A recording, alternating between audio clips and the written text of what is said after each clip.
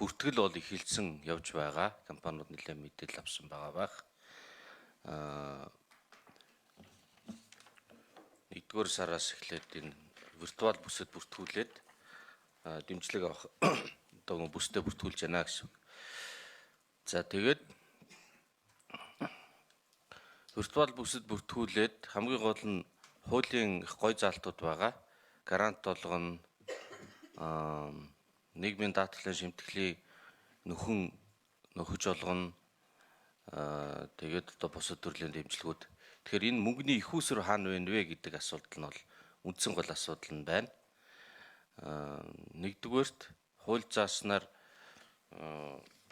мэдээллийн технологийн үйлдвэрлэлээс төсөвт төвлөрүүлсэн мөнгөн хөрөнгийн 40-оос доошгүй хувьтай тэнцэх хэмжээний хөрөнгөөр дэмжлэг үзүүлнэ.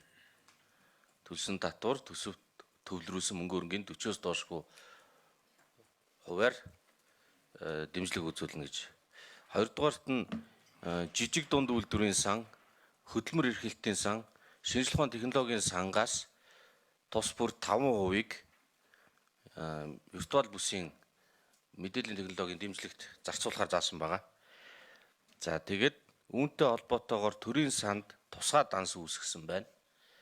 Яг энэ виртуал бүстэй зориулж тэр дансанда мөнгө нь бол орж ирээгүй. Мөнгө орохоор 40% төлсөн татварын 40% нь аль нь яг мэдээллийн технологи, аль нь тэр компани дагаж явуулдаг үйлчилгээ буюу нийтийн хоол байна уу, худалдаа аюу байна уу, тэр нэмбэ холилдсон байдаг гэсэн тийм ойлголт бол надад өгсөн. Тэгэхээр энэ тал дээр холбогдох хүмүүсээс нь одоо тодруулж асууна. Тэгээд нөгөө 3 сангаас жидүү сан, хөдөлмөр эрхлэлтийн сан, шут сангаас мөнгө шилжүүлэхэд ямар асуудал байгаа юм бэ гэд.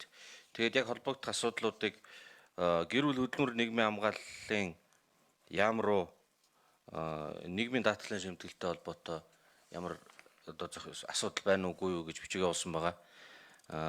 Хүнс хөдөө аж ахуйн хөнгөн үйлдвэрийн сайд яам руу жидүү сангаас 5% явуулахад ямар асуудал байна вэ гэж асуулт явуулсан. Эдийн засаг хөгжлийн яам руу одоо нөгөө шут сан. Тэгэд ер нь энэ хуулийн хэрэгжилтэн дээр ямар асуудал байна вэ гэж явуулсан. За ингээд цахим хөгжлийн нөөц харилцаа холбооны яам